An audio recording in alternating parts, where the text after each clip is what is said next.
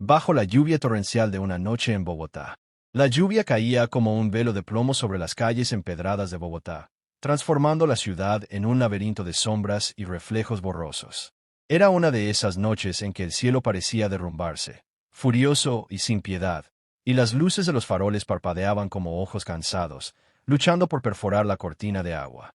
Javier, un taxista de 52 años con las manos marcadas por décadas de volante y el rostro surcado por arrugas que contaban historias de supervivencia, pisó el freno con un chirrido que rasgó el silencio. Su viejo taxi amarillo, un Fiat destartalado que había visto mejores días, se detuvo abruptamente bajo un farol roto cuya bombilla chisporroteaba como un alma en agonía. Allí, tambaleándose en el charco que se formaba a sus pies, estaba una figura diminuta, un niño no mayor de 10 años, empapado hasta los huesos, con el rostro pálido y los ojos hinchados por lágrimas que se mezclaban con la lluvia. En sus brazos, apretado contra el pecho como un salvavidas en medio del naufragio, sostenía un peluche raído, un osito de felpa con un ojo colgante y el pelaje apelmazado por el agua. Javier frunció el ceño, su mirada cansada, esa que había aprendido a escanear pasajeros potenciales en las aceras atestadas, se suavizó por un instante. ¿Qué demonios hace un crío aquí solo?, murmuró para sí mismo, apagando el motor con un gesto mecánico. Bajó la ventanilla, dejando que el agua salpicara su mejilla barbuda, y gritó por encima del rugido de la tormenta. Pequeño, ¿está bien? ¿Qué haces aquí? El niño levantó la vista, sus labios temblorosos, y solo pudo balbucear entre sollozos. Me perdí. Quiero a mi mamá. Aquellas palabras, tan simples y cargadas de desamparo, golpearon a Javier como un puñetazo en el estómago. No era la primera vez que encontraba a alguien perdido en sus turnos nocturnos. Bogotá era una ciudad que devoraba sueños y escupía almas solitarias. Pero algo en la inocencia de ese niño, en la forma en que aferraba su peluche como si fuera el último hilo de su mundo, tocó una fibra profunda en su corazón endurecido. Sin pensarlo dos veces, Javier abrió la puerta trasera del taxi. «Sube, rápido, antes de que te lleves un resfriado de los que no se curan con té». El niño dudó un segundo, pero el frío y el miedo lo impulsaron hacia el interior cálido del vehículo, donde el olor a cigarrillos rancios y café frío se mezclaba con el aroma metálico de la lluvia. Mientras el limpiaparabrisas barría furiosamente el parabrisas, Javier encendió la calefacción a tope, aunque el motor protestara con un gemido ronco. Miró por el retrovisor al pequeño, que ahora tiritaba envuelto en sus propios brazos, el peluche goteando sobre el asiento de vinilo agrietado. «Tranquilo, Peque», le dijo, improvisando un nombre cariñoso porque el silencio entre ellos era demasiado pesado. «No pasa nada. Soy Javier, y este viejo cacharro nos va a llevar a donde sea que estés tú. ¿Cómo te llamas de verdad? ¿Y dónde vives?» El niño, al que Javier decidió llamar Peque por el momento, sorbió la nariz y, entre hipos, respondió: «Soy Santiago.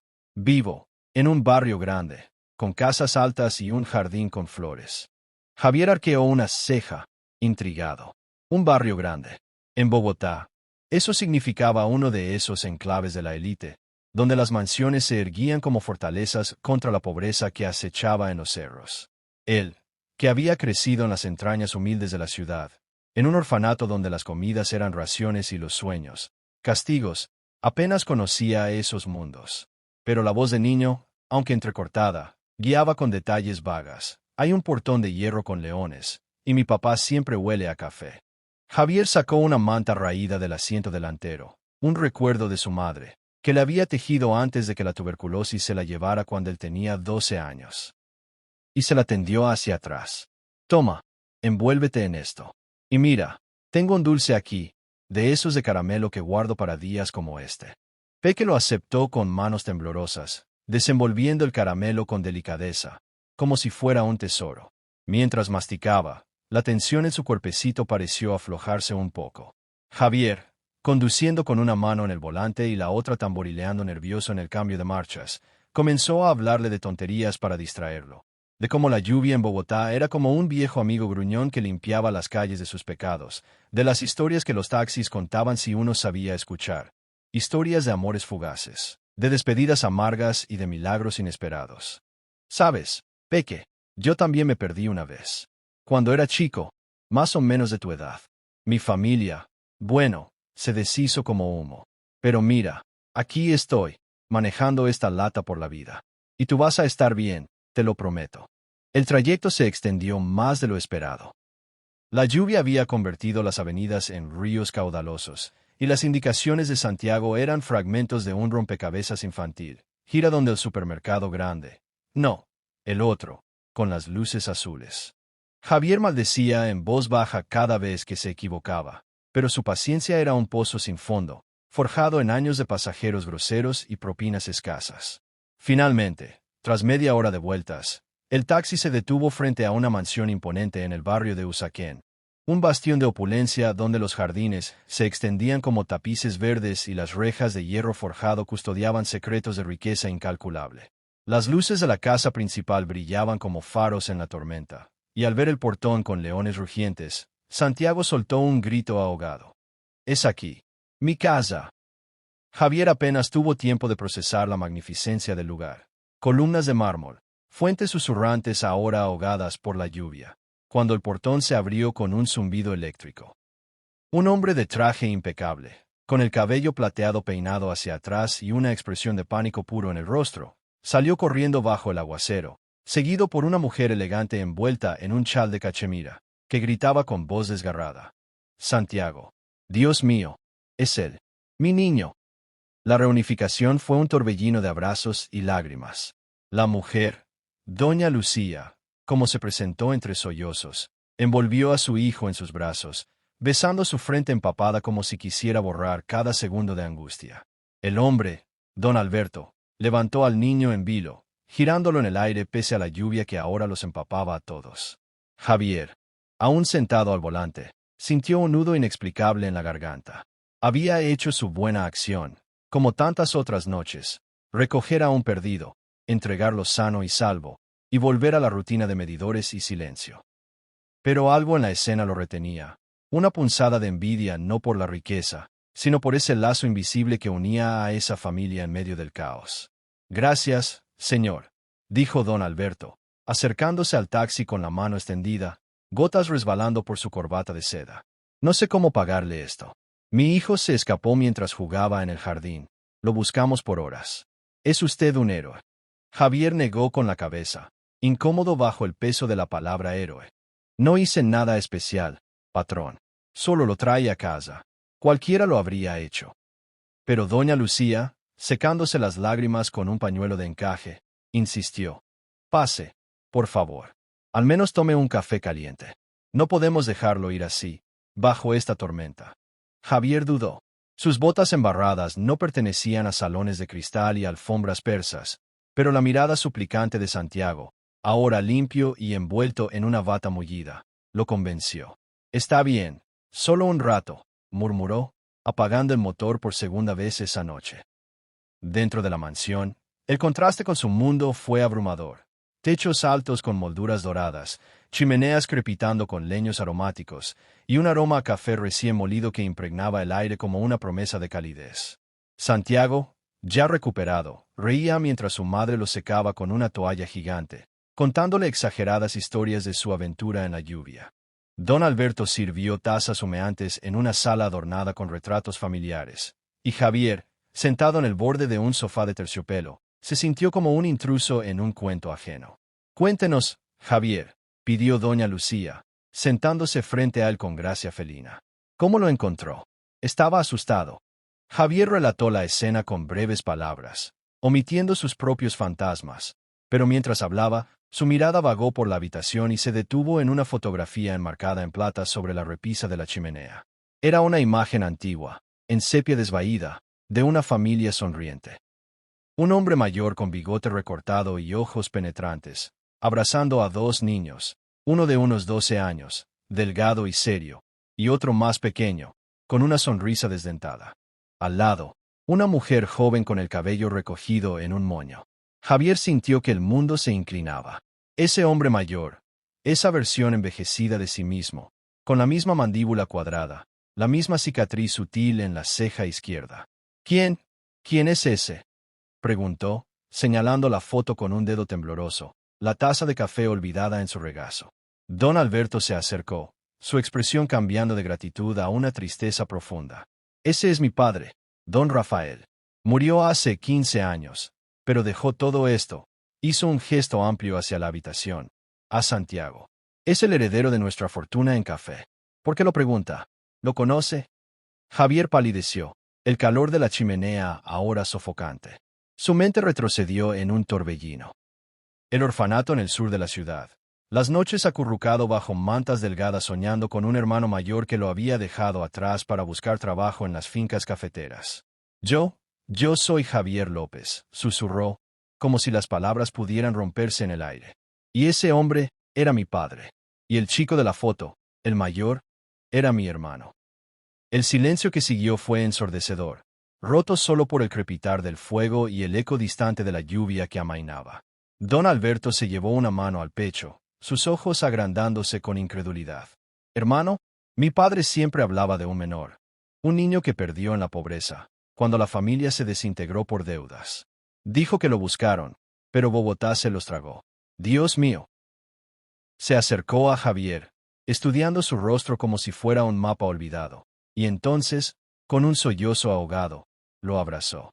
Fue un abrazo torpe al principio, el traje contra la chaqueta de cuero gastada, pero pronto se convirtió en algo visceral, un puente sobre años de ausencia. Doña Lucía, con lágrimas frescas, se unió, y Santiago, confundido pero intuitivo, se colgó del brazo de Javier. ¿Eres mi tío? ¿De verdad? Javier, abrumado por el impacto, dolor por los años robados, asombro por el capricho del destino, y una ternura inmensa al ver en ese niño un reflejo de su propia infancia perdida. Solo pudo asentir. Sí, Peque, soy tu tío. Y tú eres la razón por la que todo esto tiene sentido. La revelación desató un torrente de recuerdos. Don Alberto, con voz quebrada, contó cómo su abuelo, su padre para Javier, había emigrado de las montañas antioqueñas con 2 hijos, huyendo de la violencia rural. La pobreza los había separado. El mayor, Alberto, enviado a trabajar en las plantaciones de café. El menor, Javier, abandonado temporalmente en un orfanato cuando una fiebre arrasó el campamento obrero. Papá nunca dejó de buscarte, dijo Alberto, sirviendo un brandy que Javier apenas probó. Murió creyendo que te había perdido para siempre. Pero mira esto, el destino te trajo de vuelta, a través de mi hijo. Javier, sentado allí en medio del lujo que nunca imaginó, sintió que su vida, tejida de turnos interminables, de cenas frías en el taxi y de sueños aplazados, se reconfiguraba. No era solo familia lo que había encontrado. Era redención, un cierre a las heridas que había ignorado por temor a que sangraran de nuevo. El clímax emocional llegó en la quietud de la medianoche, cuando la lluvia se redujo a un susurro y Santiago se durmió en el sofá, acurrucado contra el peluche ahora seco. Don Alberto, con los ojos enrojecidos, se arrodilló frente a Javier. Hermano, dijo, la palabra saboreada como un elixir. No sé cómo compensar estos años. Te ofrezco lo que quieras, dinero, una casa, lo que sea.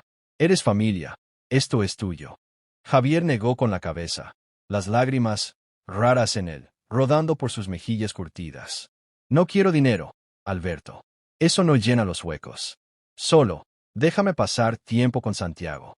Enséñame a ser tío, a mostrarle las calles que yo conozco, las que no salen en los libros de los niños ricos.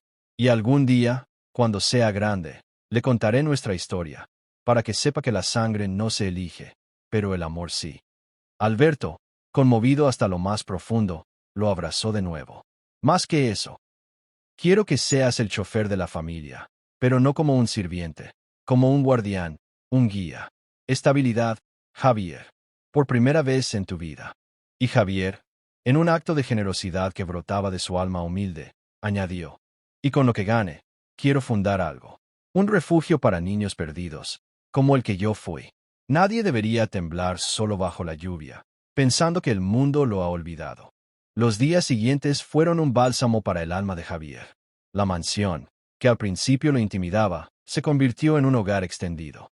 Por las mañanas, compartía desayunos con Alberto y Lucía, hablando de café, el oro verde que había separado y ahora unía a la familia, y de sueños postergados. Santiago, con su curiosidad insaciable, lo bombardeaba de preguntas. ¿Cómo es manejar un taxi de noche? Tío, ¿has visto fantasmas en las calles? Javier reía. una risa ronca y genuina que no recordaba haber soltado en años, y lo llevaba a paseos cortos en el viejo Fiat, ahora lavado y orgulloso en el garaje. Le enseñaba a navegar el tráfico caótico de la séptima, a saludar a los vendedores ambulantes con un guiño, a ver en la ciudad no un monstruo, sino un tapiz de historias entrelazadas. La vida, Peque, es como esta lluvia. A veces te moja hasta el alma, pero siempre pasa, y deja el aire limpio para empezar de nuevo. Con su primer salario como chofer familiar, un monto que le permitía ahorrar sin el terror de las facturas impagas, Javier dio los primeros pasos hacia su sueño. Contactó a viejos amigos de los barrios bajos, a monjas del orfanato donde creció, y alquiló un local modesto en el centro, el refugio de la lluvia. Lo llamó, en honor a esa noche que lo había cambiado todo. No era gran cosa, paredes pintadas de azul cielo, catres donados y un rincón con peluches nuevos, pero ya albergaba a su primer huésped. Un niño huérfano de 5 años, rescatado de las calles por un policía amigo. Javier pasaba las tardes allí, contando cuentos a los pequeños, enseñándoles que la bondad no era un lujo, sino una armadura contra el mundo. Una semana después, bajo un cielo despejado que parecía un regalo del universo, Javier llevó a Santiago al Parque de la 93, un oasis verde en el corazón de la ciudad. El sol filtraba rayos dorados entre las hojas de los eucaliptos, y el aire olía a tierra húmeda y helados de vainilla. Javier había traído un carrito de juguete, una reliquia de su infancia que Alberto había desenterrado de un ático olvidado, y ahora el niño lo empujaba con deleite, riendo mientras imaginaba carreras imposibles. «Mira, tío, soy el más rápido de Bogotá», gritaba Santiago, su voz un eco de pura alegría. Don Alberto y doña Lucía observaban desde un banco cercano, tomados de la mano, sus rostros radiantes de una paz recién descubierta. «Has traído luz a esta casa, Javier», murmuró Lucía, cuando él se acercó a descansar. «No solo a Santiago, a todos nosotros». Entonces, en un momento que Javier guardaría como un tesoro eterno, Santiago corrió hacia él, jadeante y sonriente, y lo abrazó por la cintura. «Tío Javier, ven a jugar. Sin ti, la lluvia habría ganado». Esas palabras, tío Javier, sanaron heridas que él ni siquiera sabía que llevaba. El abandono del orfanato, las noches de hambre, la soledad del volante como único compañero. En ese abrazo infantil, Javier sintió que su corazón, endurecido por la vida, se ablandaba como arcilla al sol. La fortuna no estaba en las cuentas bancarias ni en las mansiones de Usaquén. Estaba en los lazos que el corazón teje cuando menos lo esperas, en la bondad que florece en medio de la tormenta, en el poder de un gesto simple que desentierra tesoros ocultos, familia, amor, esperanza. En un mundo donde el egoísmo a menudo reina como un tirano invisible, esa noche bajo la lluvia torrencial de Bogotá, demostró que un acto de compasión puede transformar destinos. Javier, el taxista de mirada cansada, se convirtió en el pilar de una dinastía renacida, y su refugio creció, acogiendo a docenas de niños perdidos, recordándoles que nadie está solo si hay manos dispuestas a extenderse. Y así, entre risas de un niño y el rugido suave de un taxi en la distancia, una nueva historia comenzó, la de un hombre que aprendió que la verdadera riqueza no se mide en pesos, sino en los latidos compartidos, en las lágrimas que se convierten en sonrisas, en la certeza de que, al final, el corazón siempre encuentra su camino a casa. Mientras el sol se ponía, tiñendo el parque de tonos anaranjados, Javier levantó a Santiago en hombros, y juntos miraron la ciudad que se extendía ante ellos, un mar de luces parpadeantes, promesa de más lluvias y más milagros. «Prométeme algo, Peque», le dijo Javier, con voz ronca de emoción. «Cuando seas grande, recuerda, sé amable, siempre, porque en esa bondad está el secreto de todo». El niño asintió, serio por un instante, y luego estalló en carcajadas. Y en ese eco de alegría, Javier supo que su vida, por fin, tenía un propósito eterno: inspirar, con cada turno, con cada abrazo, con cada gota de lluvia que ya no temía.